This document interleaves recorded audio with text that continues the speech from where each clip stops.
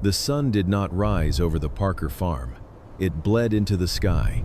Ethan Parker stood on the porch, a broken soldier, fighting a war on two fronts, the ghosts of his past and the bankers at his door. In his hand he held 3 white envelopes. Notice of foreclosure, liquidation of assets. These weren't just letters. They were death warrants for a legacy 3 generations deep. The bank didn't care about his service. They only cared about the 30 days left on the clock. Ethan looked out at the south field.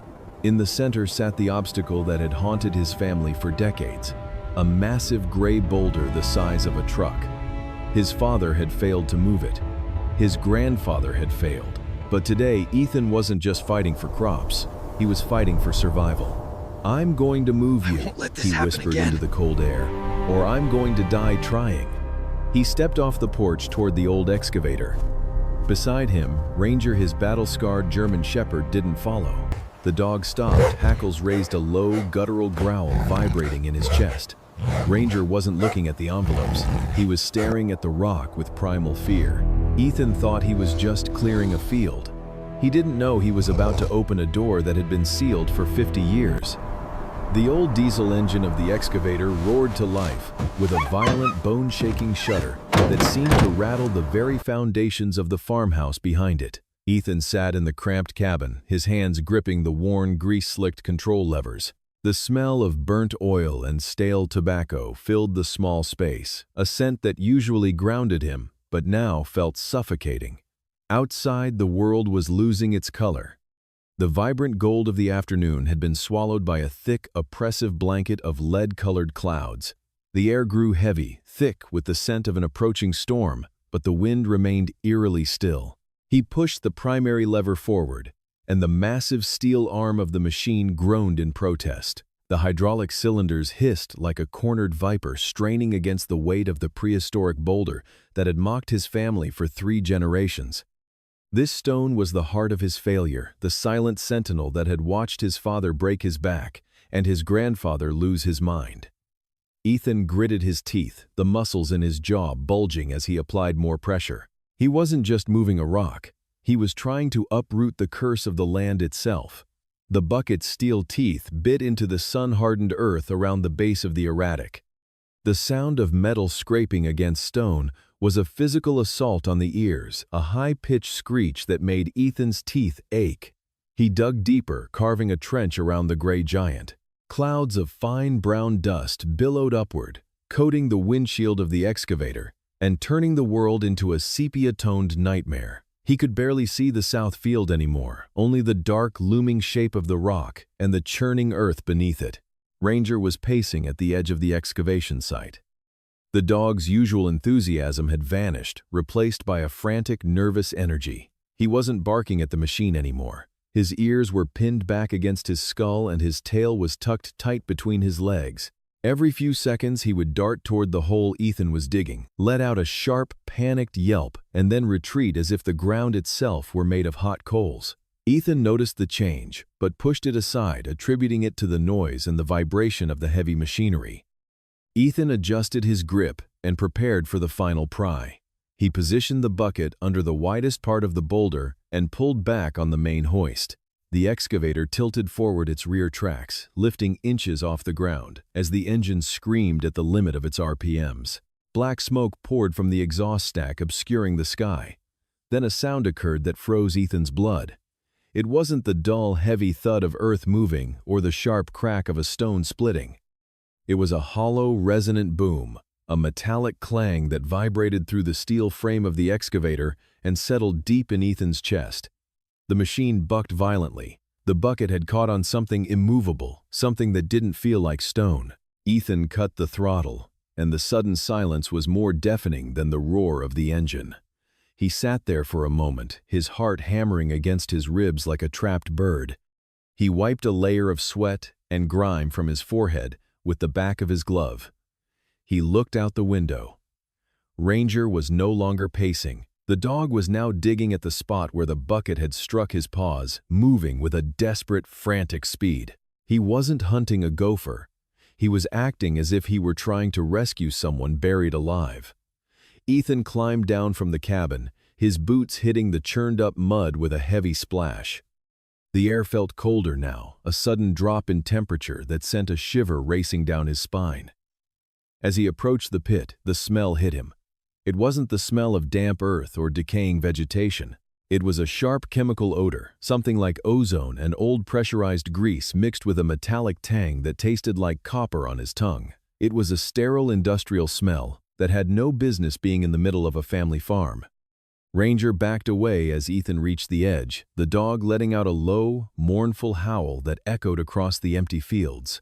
Ethan ignored him and slid down into the trench. He used a hand shovel to clear away the loose debris where the excavator had struck. As the dirt fell away, it revealed a flat black surface. It wasn't stone. It was heavy-duty reinforced steel coated in a dull, non-reflective paint that seemed to swallow the little light left in the day.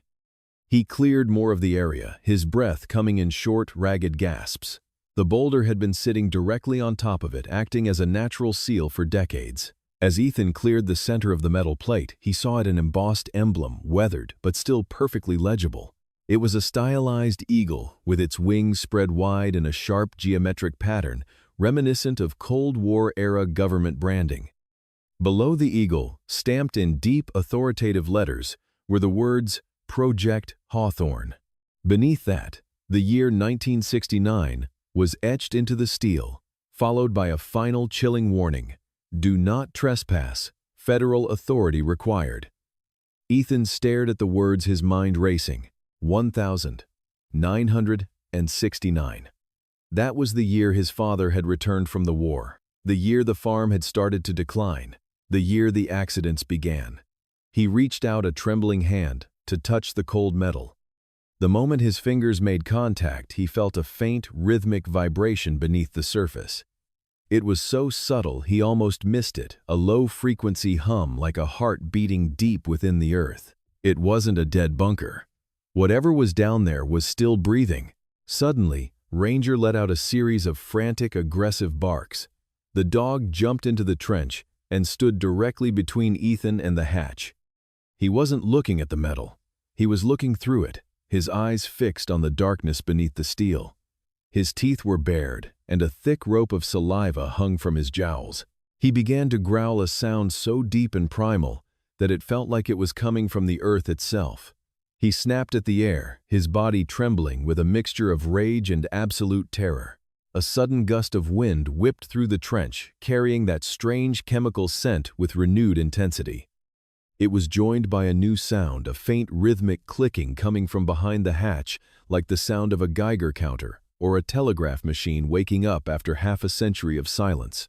The sky above turned a bruised purple, and the first heavy drops of rain began to fall, turning the dust on the hatch into streaks of black slime. Ethan looked at the massive boulder he had just moved. He realized with a sickening jolt in his stomach that the rock hadn't been an obstacle to his success.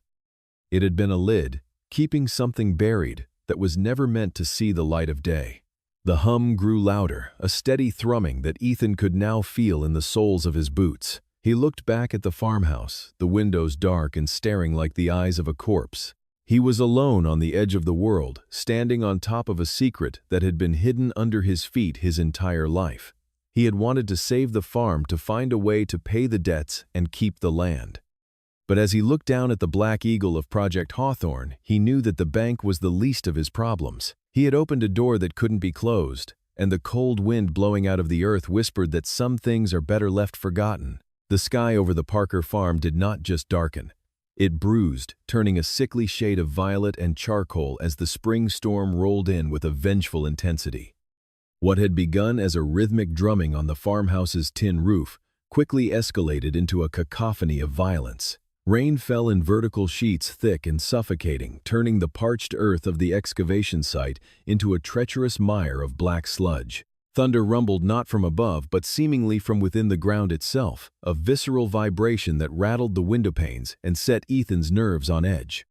He stood by the kitchen window, the dim yellow light of a single bulb casting long, distorted shadows across the floorboards. The hum from the hatch was still echoing in his mind, a low-frequency vibration that seemed to synchronize with the pulsing of his own blood. Through the veil of water and the rhythmic sweep of the windshield wipers of his own mind, Ethan saw them. Two twin daggers of light pierced the darkness at the edge of the property. They weren't the flickering warm yellow of a neighbor's old truck. These were cold, piercing LED beams, blue-white, and predatory. A massive black SUV, its paint so polished it seemed to swallow the little light left in the world, drifted silently through the mud. It didn't bounce or struggle against the ruts of the driveway. It glided like a shark through deep water. The engine was a low, expensive purr that commanded the air, silencing even the wind for a fleeting moment as it came to a halt directly in front of the porch. Ethan felt a cold stone drop into the pit of his stomach. He hadn't called the bank, and he certainly hadn't called the authorities. He reached for the heavy iron crowbar he had brought inside earlier, his fingers gripping the cold metal until his knuckles turned white. Beside him, Ranger, usually a dog of boisterous affection, was transformed. The golden retriever mix had retreated into a low crouch, his hackles raised in a jagged line from neck to tail. A sound was vibrating in the dog's chest, not a bark, but a sustained guttural warning that signaled the arrival of something profoundly wrong. The SUV's doors opened in perfect synchronization. Two men stepped out into the deluge, yet they didn't seem bothered by the rain. They wore charcoal black suits that looked expensive and out of place in the rural mud, their silhouettes sharp and angular against the chaotic backdrop of the storm. The man on the driver's side, Pierce, was leaner, with hair slicked back and a smile that didn't reach his eyes that moved with the calculated precision of a surveillance camera. The other, Logan, was a wall of a man, his neck thick and his shoulders broad enough to block the light from the SUV's cabin. They didn't run for cover. They walked with a slow, terrifying entitlement toward Ethan's door. Ethan didn't wait for them to knock. He threw the door open, the wind catching it and nearly ripping it from his hand. He stood on the threshold, the crowbar held visibly at his side, his boots caked in the very mud they were there to investigate. The rain sprayed into the entryway, soaking the rug, but Ethan didn't move an inch. Pierce stepped onto the porch, the wood groaning under his weight. He pulled a laminated ID card from his breast pocket, the plastic glinting under the porch light. "We are with the Environmental Compliance Agency, Mr." Parker Pierce said, his voice smooth and devoid of any regional accent, cutting through the roar of the thunder with unsettling clarity. "We've received reports of unauthorized excavation and potential hazardous material disturbance on this coordinate. We're going to need to see the site. Now." Ethan narrowed his eyes, the rain dripping from the brim of his cap. "I didn't see any government plates on that rig," he countered, his voice rasping. "And I don't recall the EPA working at 10 o'clock on a Sunday night in the middle of a thunderstorm. You want to see my land, you come back with a warrant and a sheriff I actually know. Until then, you're trespassing." Pierce's smile widened, but it was a predatory expression, a baring of teeth rather than a gesture of warmth. "Time is a luxury we don't have. And frankly, neither do you," he said softly. "The ground you've opened up, it's sensitive. It's not just about soil acidity or water tables, Ethan. It's about things that were buried for very specific reasons." He took a step forward, his polished shoe crossing the invisible line of the doorway. In an instant, the silence of the standoff was shattered. Ranger launched himself forward, not attacking yet, but planting his paws firmly on the threshold. The dog's lips were pulled back, revealing white fangs and dark gums, a roar of pure ancestral fury erupting from his throat. Logan, the larger man, reacted with a fluid, practiced motion. His hand shifted toward the lapel of his coat, a gesture that spoke of concealed holsters and calculated violence. The air became electric with the threat of a different kind of storm. Ethan stepped into the gap, the crowbar raised just enough to be a weapon, his eyes locked onto Logan's. "If that hand comes out of that jacket, you better be faster than a dog's throat snap," Ethan growled, the desperation of his situation fueling a sudden, reckless courage. "Get off my porch." Now. The two men locked eyes for a long, agonizing beat. The rain lashed at them, the wind howling through the eaves of the old house. Finally, Pierce placed a hand on Logan's shoulder, a silent command to stand down. The tension didn't disappear. It merely coiled, waiting for a later moment to strike. Pierce looked past Ethan, his gaze seemingly trying to pierce the walls of the house to find the map, the hatch, and the secrets hidden beneath the floorboards. "You're a protective man, Ethan. "I respect that," Pierce said, his voice dropping to a whisper that felt like a cold blade against the skin. "But some things, once they are unburied, cannot be put back. You think you've found a way to save your father's legacy, but all you've done is invite the ghost of it back into the house. We'll be seeing you again, very soon." Without another word, the two men turned and descended the stairs. They moved with the same eerie synchronicity, getting back into the SUV. The engine roared to life, and the vehicle reversed with surgical precision, its red taillights glowing like the eyes of a demon in the rearview mirror, before it vanished into the curtain of rain. Ethan stood there for a long time, the cold water soaking through his shirt, his heart hammering against his ribs like a trapped bird. He eventually retreated inside, bolting the door with a trembling hand. He ignored the puddle of water forming on the floor and made his way to the small, cluttered office where his father had kept his records. He pulled out the old hand-drawn map of the property, the paper yellowed and brittle with age. His father had always been a man of few words, a man who kept the farm's history locked away in his chest. Ethan spread the map out under the flickering desk lamp, his finger tracing the lines of the north pasture. There, at the exact coordinates where he had found the hatch, was a symbol he had never noticed before. It wasn't a surveyor's mark or a property line. It was a small, hand-inked circle with 3 interlocking triangles inside it, the same symbol he had seen etched into the corner of the steel hatch, partially obscured by the Project Hawthorne eagle. Beneath the symbol in his father's cramped, precise handwriting were 4 words that turned Ethan's blood to ice. The door must stay closed. The realization hit him with the force of a physical blow. His father hadn't been a victim of the land's failure. He had been its jailer.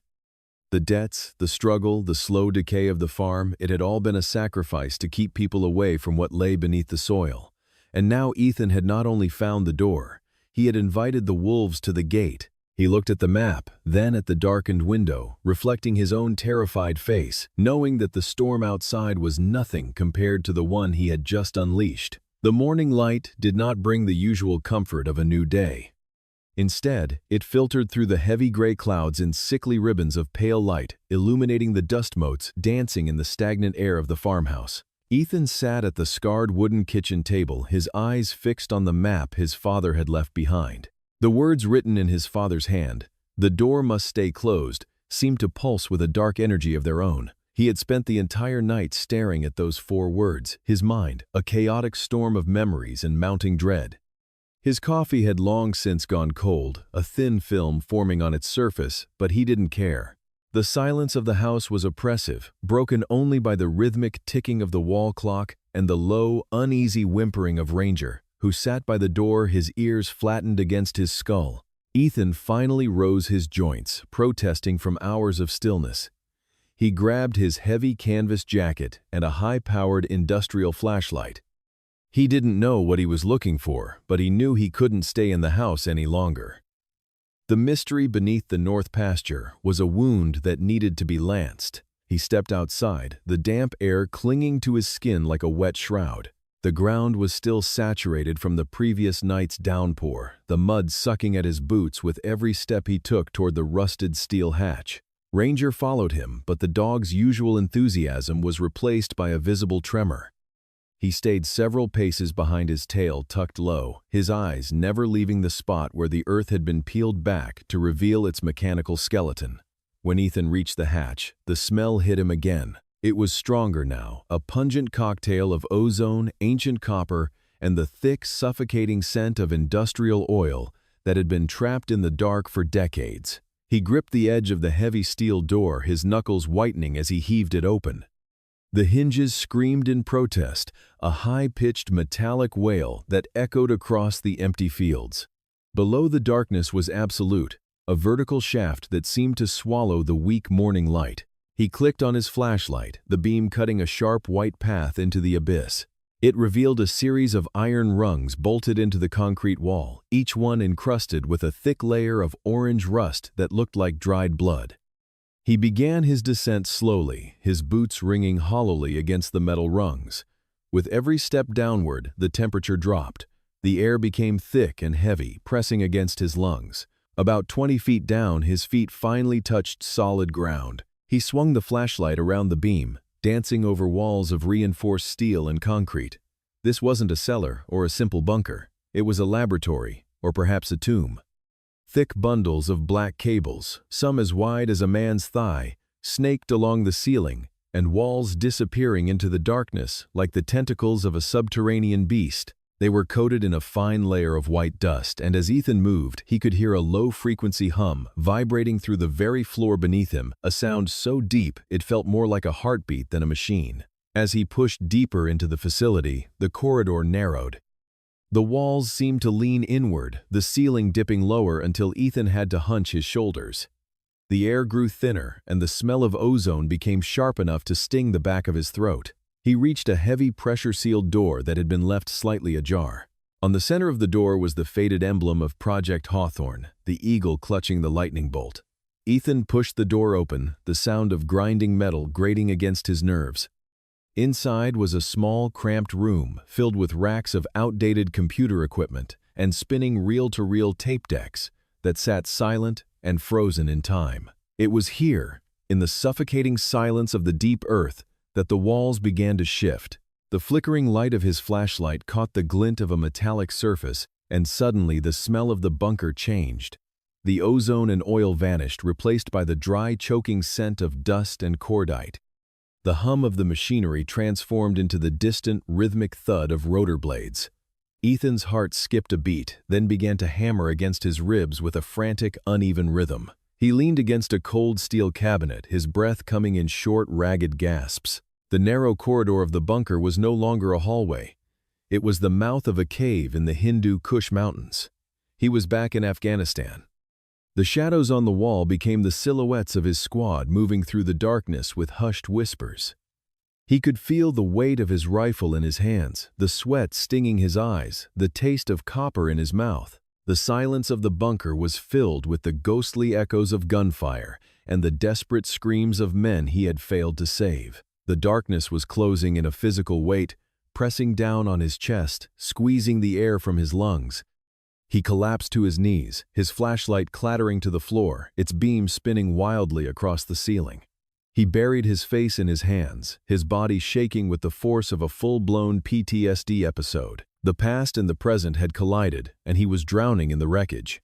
The shadows seemed to reach out for him, cold and hungry. He felt the phantom sensation of dust coating his tongue, the heat of a desert sun that wasn't there. He was trapped in the dark, lost in a memory that refused to let him go. But then, a sound pierced through the veil of his panic. It wasn't a gunshot or a scream. It was a bark, sharp, insistent, and filled with a desperate urgency. Ranger. The dog was at the top of the hatch, his voice echoing down the shaft like a silver cord thrown to a drowning man. The sound was a tether to reality, a reminder of the world above, of the fresh air and the open fields. Ethan forced his eyes open. He focused on the beam of the flashlight, which had come to rest on a low steel shelf near the floor. There, tucked away behind a stack of rusted canisters, was a gray metal box, its surface scarred but intact. Beside it lay a small, leather-bound notebook, its edges frayed and blackened by time.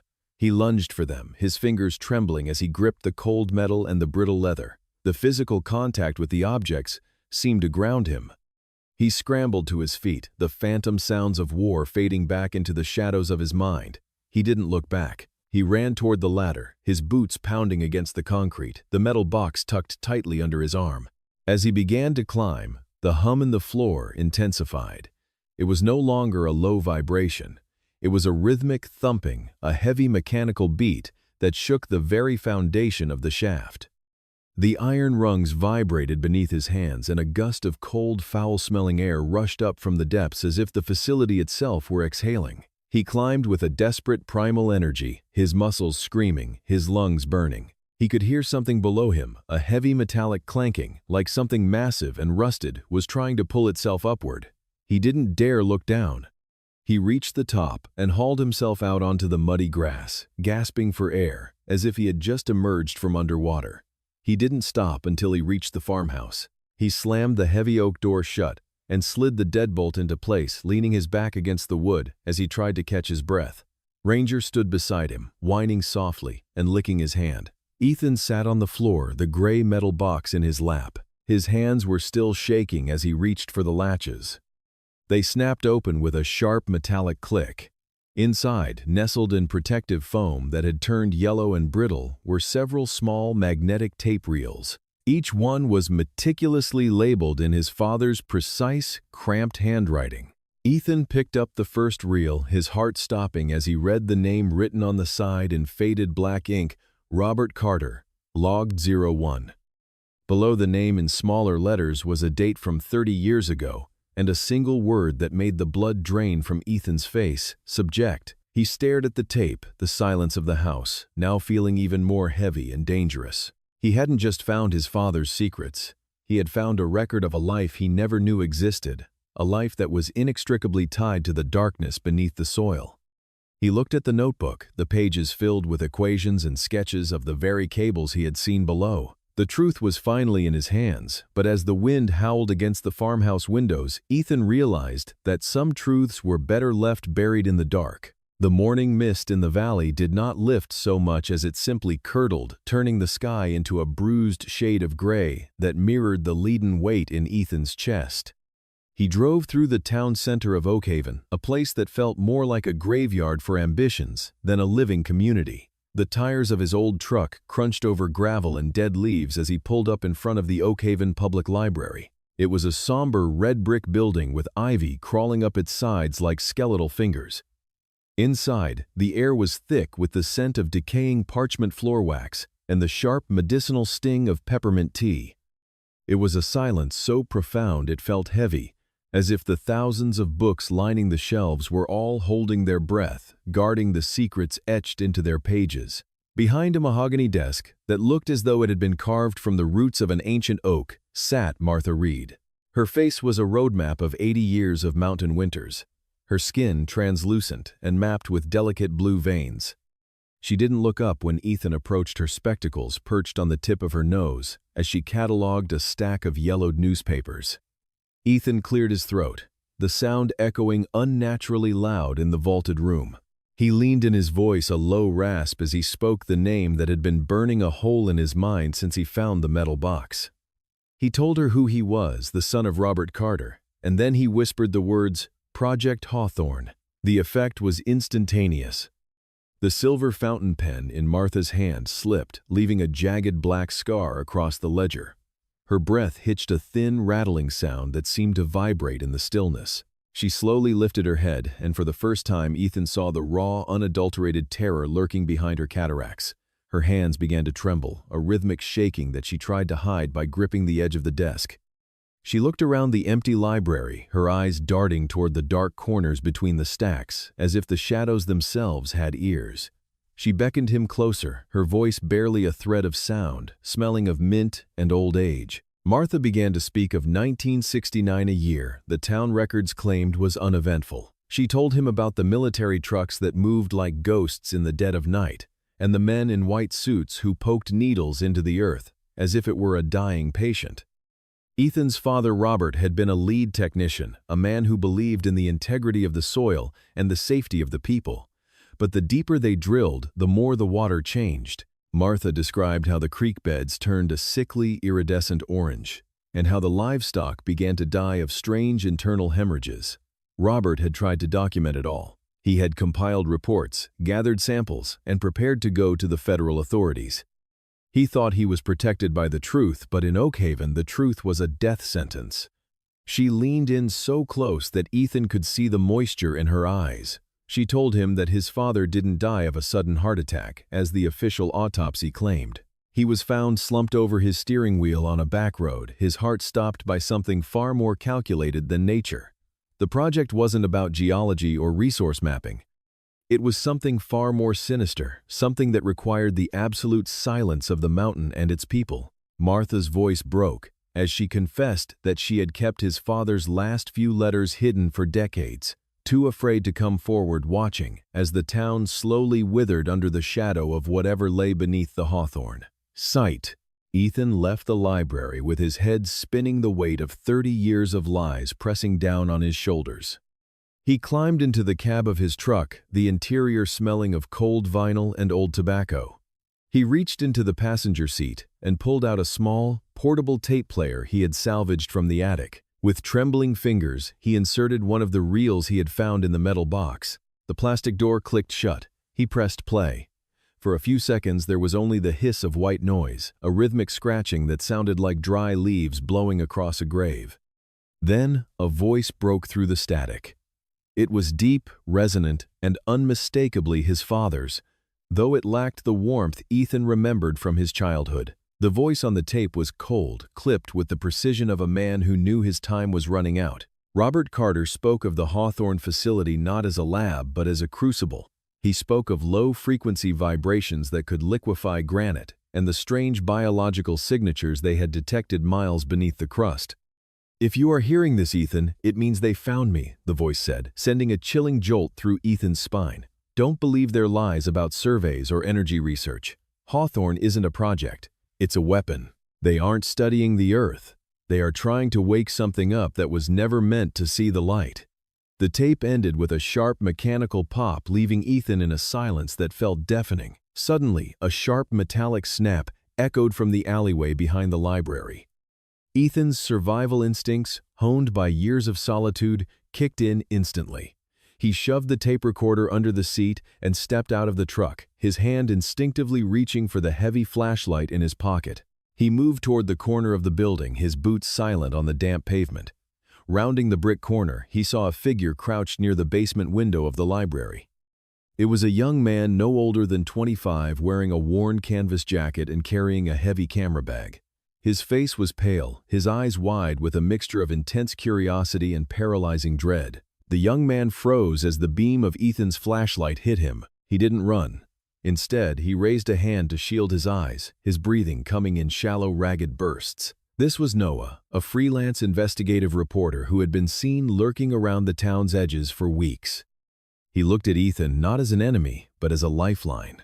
"I know what you're looking for," Noah whispered, his voice shaking. "I've been following the trail too.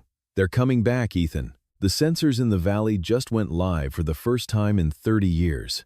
We don't have much time before they realize you have the box." The old Ford truck groaned as it climbed the final stretch of the gravel path leading to Ethan's farmhouse. The headlights flickered, cutting through the thick, oppressive darkness of the valley. Beside him, Noah sat hunched over, clutching the heavy box of tapes, as if it were a holy relic. Neither of them spoke. The air inside the cabin was thick with the scent of old leather and the sharp metallic tang of adrenaline. Ethan knew the peace of the mountain was an illusion. The silence was too heavy, the shadows between the pines too deep. He could feel the eyes of the Hawthorne operatives watching from the tree line, waiting for the right moment to strike. Ethan parked the truck behind the barn, shielded from the main road. He stepped out his boots, crunching softly on the frost-covered earth. Ranger, his loyal German Shepherd mix, met him at the porch, his hackles raised, and a low guttural rumble vibrating in his chest.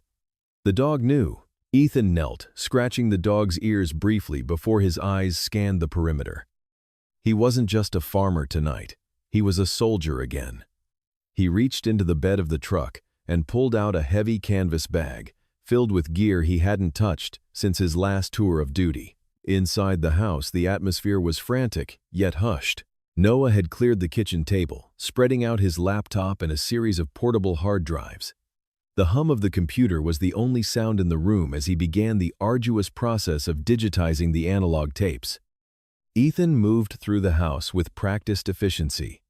He wasn't looking for comfort, he was looking for choke points. He checked the locks, reinforced the back door with a heavy timber beam, and began stringing thin, high-tension wires across the hallway just inches above the floor. He rigged small bells and glass jars to the window frames, creating a primitive but effective early warning system. Noah looked up, his face pale in the blue light of the monitor. He told Ethan that the upload was moving at a crawl. The mountain reception was abysmal, and the files were massive. He estimated they needed at least 2 hours to get everything onto the cloud. Ethan didn't give him the comfort of a lie. He told Noah that they likely didn't have 20 minutes. He handed the young man a heavy iron poker from the fireplace and told him to stay away from the windows. The hunt had begun, and the hunters were no longer interested in subtlety. The first sign of the assault wasn't a gunshot or a shout. It was the smell. A thick, cloying scent of gasoline drifted through the floorboards. Ethan rushed to the window, shielding his reflection. Outside, the world had turned a violent, flickering orange. The tool shed, located 50 yards from the house, was engulfed in flames. The fire roared with a terrifying hunger fed by the canisters of fuel Ethan kept for his tractor. The heat was so intense it cracked the windows of the nearby barn. This was a diversion, a psychological blow meant to draw him out into the open. Ethan watched as his life's work, the tools he used to carve a living out of the stubborn earth, turned to ash. He saw the silhouettes of two men standing just beyond the reach of the flames. Pierce, dressed in a sharp overcoat that looked absurd in the mud, stood with his arms crossed, watching the destruction with clinical detachment. Beside him, Logan held a flare gun, the red glow illuminating his scarred, predatory face. They weren't just here for the tapes anymore. They were here to burn away every trace of Ethan's existence. Suddenly, the warning bells Ethan had rigged at the back door jangled violently. The sound was followed by the sickening crunch of wood splintering. Logan hadn't waited for the fire to do its work. He had circled around using the smoke as cover. The back door exploded inward, the heavy timber beam snapping like a toothpick under the force of a tactical ram.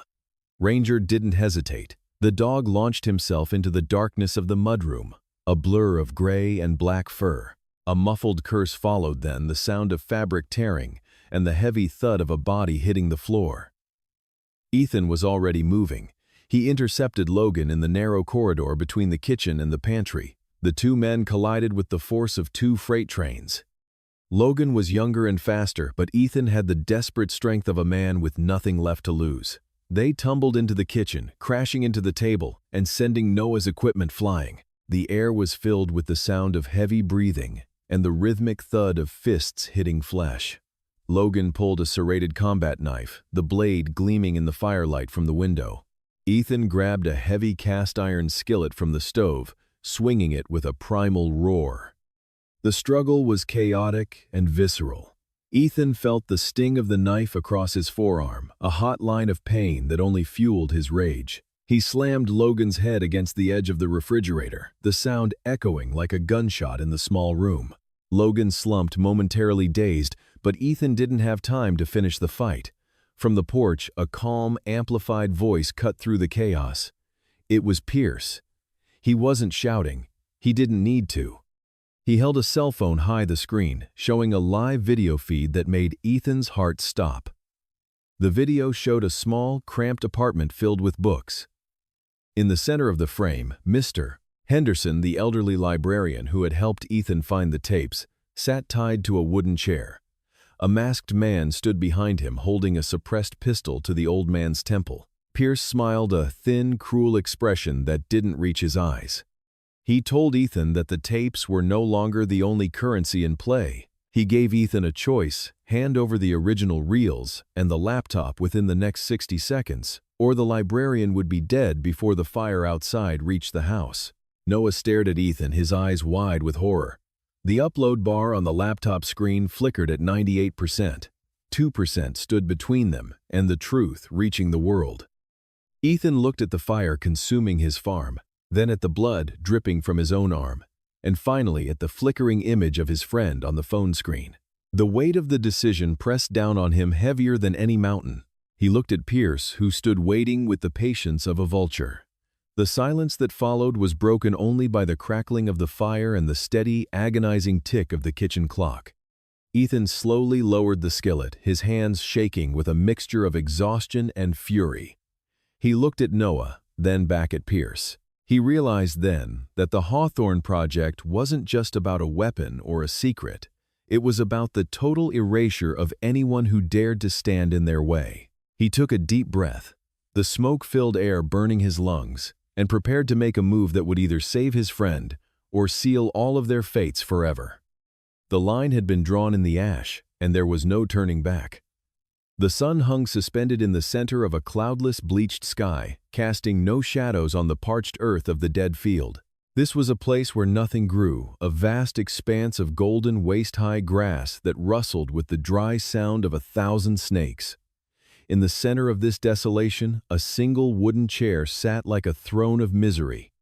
Martha was bound to it, her wrists raw from the coarse hemp rope, a thick strip of silver duct tape sealing her screams behind her lips. Her eyes wide and watering from the glare were fixed on the horizon, searching for a miracle that felt impossible. Pierce stood 10 paces behind Martha, looking every bit the architect of this nightmare. He wore a crisp, dark suit that seemed defiant of the sweltering heat. He did not sweat. He did not even blink. To his left stood Logan, a man whose physical prowess had been humbled by Ethan's earlier desperation. Logan's right arm was wrapped in thick, blood-spotted gauze held in a makeshift sling, but his left hand was steady enough as it pressed the cold muzzle of a Glock 17 against the side of Martha's head. The tension in the air was so thick, it felt like a physical weight pressing down on the three of them. Ethan stepped into the clearing, his boots crunching on the brittle stalks of grass. Every step felt like a mile, his body aching from the previous night's battles. He was covered in the dust of the farm and the dried blood of his enemies, but his eyes were sharp, burning with a cold, focused fire. In his hands, he clutched a heavy metal box. The cold steel felt alien against his sweaty palms. Inside were the reels, or so Pierce thought. In reality, they were nothing but blank white tape, a hollow sacrifice intended to buy the only currency Ethan had left: time. Ethan stopped 10 feet away from the group. He didn't look at Pierce. He looked at Martha, trying to project a calm he didn't feel. He saw the terror in her eyes, but he also saw a flicker of the woman who had stood by him through everything. He needed her to be ready. He needed her to trust him one last time.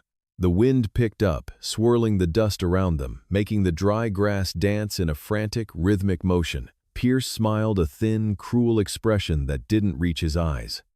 He gestured toward the box with a flick of his wrist, his movements as precise as a surgeon. He told Ethan that the world was built on information, and that today, Ethan was finally going to pay his debt to the architects of that world.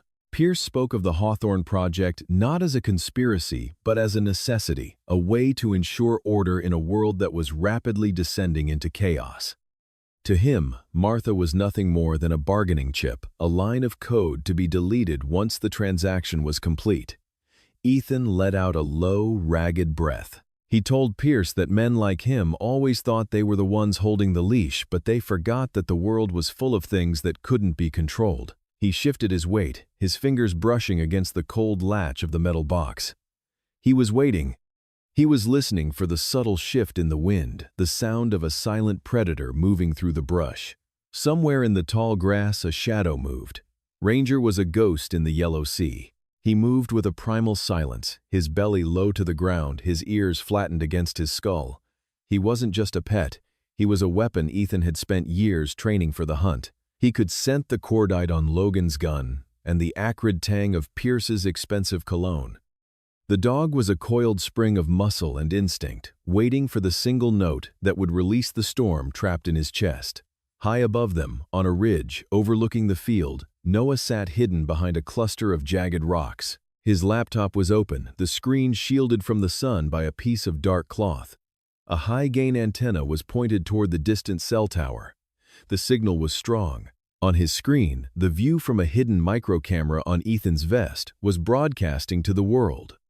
The viewer count was climbing at an astronomical rate, 10,000, 50,000, a million. The chat was a blur of outrage, disbelief, and horror. The Hawthorne Project was no longer a ghost story. It was a live execution in progress, and the world was watching. Pierce grew impatient. He ordered Logan to cock the hammer of the gun. The metallic click echoed through the silence of the field like a thunderclap. Pierce demanded the box, his voice, losing its calm veneer and taking on a jagged, predatory edge. Ethan took a step forward, extending the box toward them. He could see Logan's finger tightening on the trigger, the man's eyes twitching with the adrenaline of a killer. Now Ethan whispered, but it wasn't a plea. It was a command. He let out a sharp, piercing whistle that sliced through the air like a blade. In an instant, the golden grass exploded. Ranger launched himself from the brush with the force of a cannonball. He didn't bark. He didn't growl. He was a silent blur of fur and teeth. He slammed into Logan's side just as the man began to pull the trigger. The shot went wide, the bullet whistling harmlessly into the empty sky. Logan screamed as Ranger's jaws clamped onto his bandaged arm, the dog's weight dragging him to the ground. Ethan didn't waste a second. He dropped the metal box and lunged toward Martha. He reached into his pocket and pulled out a folding knife, slicing through the ropes that bound her to the chair. Martha ripped the tape from her mouth, gasping for air, her face pale but her eyes burning with a sudden, fierce hope. Ethan grabbed her hand and pulled her toward the ground, just as Pierce pulled a compact pistol from his waistband. The field was no longer a place of quiet negotiation. It was a battlefield. Pierce fired the bullets, kicking up plumes of dust around Ethan and Martha. But Pierce was distracted. He looked at his own phone, which was buzzing incessantly in his pocket. He pulled it out and saw the notifications, the live stream, the millions of viewers, the news agencies already picking up the feed. He saw his own face, clear and unmistakable, as he held a gun to a defenseless woman. The mask hadn't just slipped. It had been shattered into a million pieces. From the distance, the low hum of sirens began to rise, growing louder with every passing second. Dust clouds appeared on the horizon as a fleet of state police cruisers tore down the dirt road leading to the field. Pierce stood frozen, his pistol hanging limply at his side. He looked at the camera on Ethan's chest, realizing that the man he had hunted was the one who had finally trapped him. Logan was curled in a fetal position, clutching his mangled arm, while Ranger stood over him, a low, guttural growl vibrating in the dog's throat. The dog didn't move to bite again. He simply waited for the next command. He was the king of this field now. The police swarmed the clearing, their boots heavy on the dry earth. Officers with tactical rifles surrounded Pierce and Logan, shouting commands that were drowned out by the roar of a hovering news helicopter that had joined the fray. The world was closing in. Pierce was forced to his knees, his expensive suit stained with the dirt of the land he had tried to steal. An officer stepped forward and snapped heavy steel cuffs around his wrists. As the officers led Pierce away, he stopped beside Ethan. The chaos of the arrests, the shouting of the police, and the thrum of the helicopter seemed to fade into a dull roar. Pierce leaned in his face, inches from Ethan's. There was no fear in his eyes, only a cold, lingering malice that made Ethan's skin crawl. "You think you've won," Ethan Pierce whispered, his voice a low hiss that barely carried over the wind. "You've pulled back one veil in a house of 1,000 curtains. Hawthorne is deeper than you can imagine. It's not a project. It's the foundation. You haven't stopped us. You've just made yourself the primary target for what comes next." Ethan watched as they shoved Pierce into the back of a cruiser. He felt Martha's hand grip his own, her fingers trembling but strong. He looked out over the dead field at the ruined grass and the fading dust. He knew Pierce was right. The battle was over, but the war had only just begun. The truth was out, but the truth was a dangerous thing to own. He whistled for Ranger, and the dog came trotting back, his tail low but his head held high. Together they turned away from the sirens and began the long walk back to what was left of their home. The dead field, once a place of mystery and terror, was now a construction site. Massive cement mixers lined the perimeter, their drums rotating with a heavy grinding sound that vibrated in Ethan's chest. He stood on the ridge, his hands shoved deep into the pockets of a jacket stained with soot and dried blood. Beside him, Ranger sat perfectly still, his golden eyes tracking the movement of a massive crane, lowering steel reinforcements into the gaping maw of the Hawthorne bunker. The agents were not there to gather evidence for a trial. They were there to bury the evidence under 1,000 tons of reinforced concrete. They called it a matter of national security, a necessary measure to contain hazardous materials, but Ethan knew the truth. They were sealing the tomb of a project that was never supposed to exist, ensuring that the names of the men behind Hawthorne would remain whispers in the dark. The injustice of it felt like a physical weight, a pressure behind his eyes, as he watched the first flow of wet gray sludge slide down the metal chutes, disappearing into the depths where he had nearly lost his life. The farm itself was a graveyard of ambition.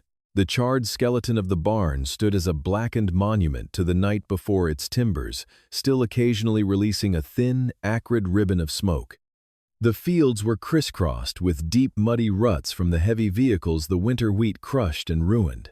Ethan turned his gaze away from the concrete pour and looked toward the farmhouse. The porch light was still on a lonely yellow spark in the gray morning. The sound of a car door closing drew his attention. A black sedan with government plates sat in his driveway, and a man in a sharp charcoal suit was speaking with a local sheriff's deputy. They didn't look at Ethan. They looked at the property like it was an entry on a balance sheet. Ethan knew what was coming. The bank had already sent 3 notices of foreclosure. The fire had destroyed his primary storage and half his equipment. Without a harvest to sell, and with the insurance company already stalling due to the irregular nature of the incident, the land was as good as gone. He had saved Martha, he had exposed a monster, but he was losing the only thing that connected him to his father. He walked down the slope, his boots heavy with the clay-rich soil. Every step felt like an admission of defeat. He had fought the shadows, and only to be crushed by the cold bureaucratic light of day. As he approached the house, the door creaked open. Martha stepped out onto the porch. She looked fragile in the harsh light, wrapped in a thick wool blanket, her hair silvered by the stress of the previous night. But her eyes were not the eyes of a victim. They were sharp, focused, and filled with a quiet intensity. "Ethan," she called out, her voice thin but steady. She didn't wait for him to reach the stairs. She stepped down into the dirt, her movements deliberate. In her arms, she clutched a weathered accordion file, its leather cracked and gray with age. The edges were reinforced with duct tape, and a heavy brass buckle held it shut. She looked at the federal agents in the distance, a flicker of disdain crossing her face before turning back to Ethan. "Your father was a man of many silences," Martha said as Ethan reached her. "He knew what was happening under this soil long before the rest of us. He knew the cost of staying quiet, and he knew the price of speaking up. He couldn't stop them back then, but he made sure that if they ever tried to take this land, they would find it anchored by more than just dirt." She handed him the file. It was surprisingly heavy. Ethan took it, his fingers tracing the embossed initials of his father's name on the flap. His heart hammered against his ribs. He led Martha to a pair of weathered Adirondack chairs on the porch, and together they sat as the sun finally broke through the clouds, casting long, dramatic shadows across the scarred earth. Ethan opened the buckle. Inside was a treasure trove of the past. There were blueprints of the original Hawthorne construction, dated 40 years prior, but these weren't the official ones. These were marked with his father's handwriting, noting the structural weaknesses and the exact locations of the ventilation shafts. But beneath the maps lay the real revelation. There was a thick stack of legal documents printed on heavy bond paper that had turned the color of tea. They were insurance deeds and private equity shares. As Ethan read through the legalese, the world seemed to tilt. His father hadn't just been a farmer. He had been a silent contractor for the initial excavation of the Hawthorne site.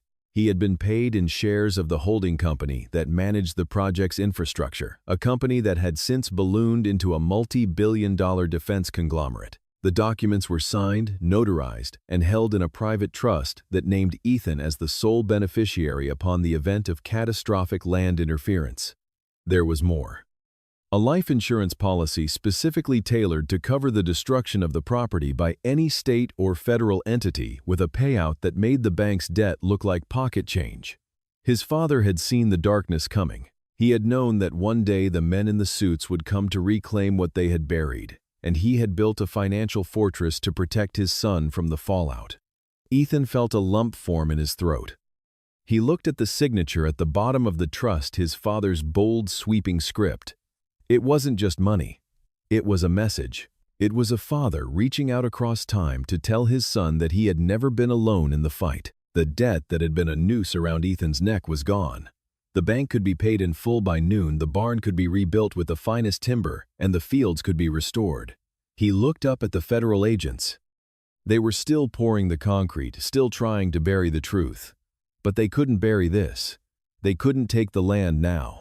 He had the legal and financial power to tie them up in the courts for decades, to force an investigation that they couldn't silence with a cement truck. He had the legacy of a man who had been smarter than the monsters he worked for.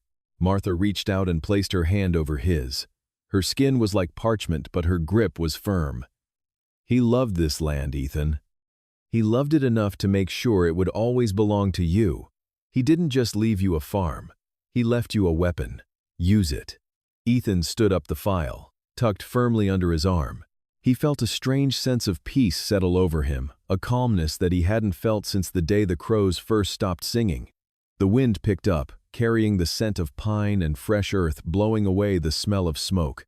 He whistled a sharp, clear sound that cut through the mechanical noise of the construction. Ranger was at his side in an instant, his tail giving a single authoritative wag. Ethan looked down at the dog, then out at the horizon. The federal agents were small figures, now insignificant, against the vastness of the prairie. They could pour all the concrete they wanted. They could seal the doors and erase the maps, but the soul of the farm was intact. The honor of his father had been reclaimed from the dirt. He walked to the edge of the porch and looked toward the gate. For the first time in years, he didn't see a burden. He saw a future. He saw a home that was no longer haunted by what lay beneath, but protected by what had been left behind. He took a deep breath of the cold, clean air and began to walk toward the men in the suits, not as a victim, but as the owner of the earth they were standing on. The air over the Parker farm no longer tasted of metallic tension or the bitter tang of old secrets. It was late April, and the valley had surrendered to the insistent pull of spring. A month had passed since the federal black cars had retreated, their lawyers defeated by the very land they had tried to steal. Now, the only sound that greeted the morning was the rhythmic creak of the porch swing and the distant melodic whistle of a meadowlark. Ethan Parker sat on the top step of his porch, a cup of black coffee steaming in his calloused hands. The transformation of the estate was nothing short of a miracle, a physical manifestation of a man reclaiming his soul from the trenches of his own mind. The farmhouse had been restored to its former glory. The peeling gray skin of the old wood had been stripped away and replaced with a coat of crisp white paint that gleamed brilliantly under the morning sun. The shutters were a deep forest green, matching the vibrant life exploding from the surrounding fields. Beside the house, the skeleton of the old barn had been replaced by a sturdy new structure, the scent of fresh-cut cedar and pine lingering in the breeze. It was a place of industry again, not a graveyard of memories. Ethan looked out toward the horizon where the corn was already knee-high, a sea of emerald blades, swaying in perfect unison.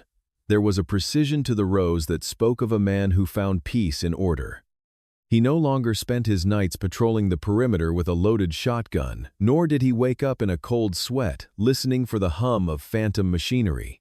The debt to the bank had been cleared with the first installment of the settlement, and the land was officially, legally, and spiritually his. The weight that had rounded his shoulders for years had finally evaporated, leaving behind a man who looked younger, his eyes clear of the 1,000-yard stare.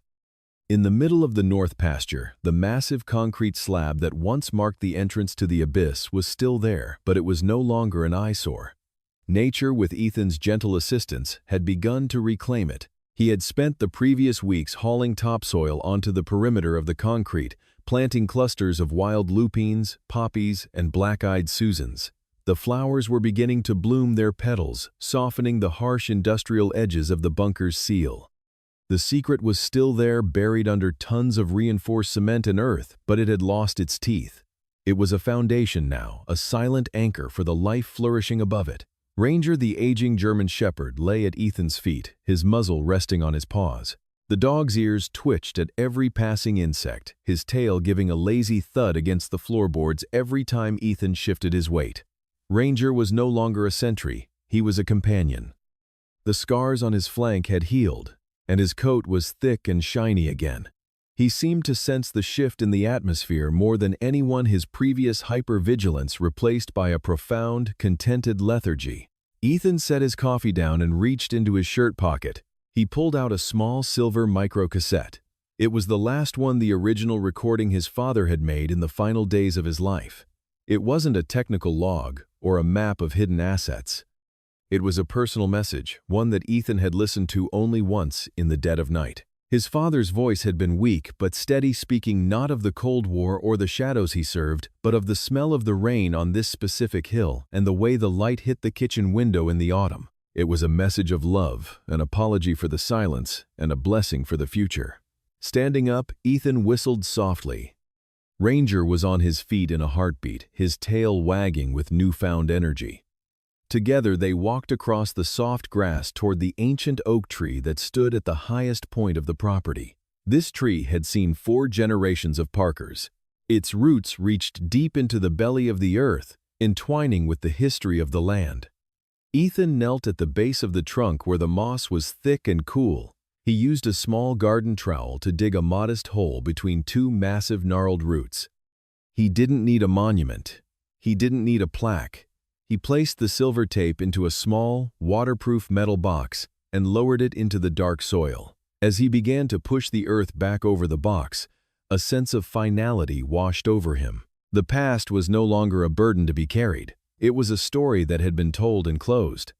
He patted the earth flat, his fingers lingering on the cool dirt. "Father, we're home," Ethan whispered. The words were caught by the wind and carried across the valley. He stood up and wiped the dirt from his knees, feeling a strange lightness in his chest. He looked back at his house, the white paint glowing like a beacon in the fading light of the afternoon. For the first time in his life, he didn't feel like a soldier holding a position. He felt like a man standing on his own ground. Suddenly, a bright yellow butterfly flitted past his face, dancing in the erratic spring breeze. Ranger, seeing the movement, let out a joyful, boisterous bark, a sound of pure playfulness that hadn't been heard on the farm in years. The dog bounded after the butterfly, his heavy paws thumping against the earth, his body twisting with the agility of a puppy. Ethan watched him, a genuine smile breaking across his face. He began to laugh, a low rumbling sound that felt foreign but wonderful in his throat. The camera of the world seemed to pull back, rising higher and higher above the Parker farm. From this height, the scars of the construction were invisible. The farm looked like a perfect quilt of green and gold, tucked into the protective embrace of the surrounding woods. The long straight driveway led to a home that was no longer a fortress but a sanctuary. The shadows of the past had retreated into the deep woods, leaving the valley bathed in the warm, eternal promise of spring. Ethan Parker turned his back on the oak tree and walked toward his house, Ranger trotting faithfully by his side. Behind them, the sun dipped below the horizon, painting the sky in strokes of violet and orange. The war was over. The land was silent. And for the first time in a generation, the owner of the Parker farm was finally at peace.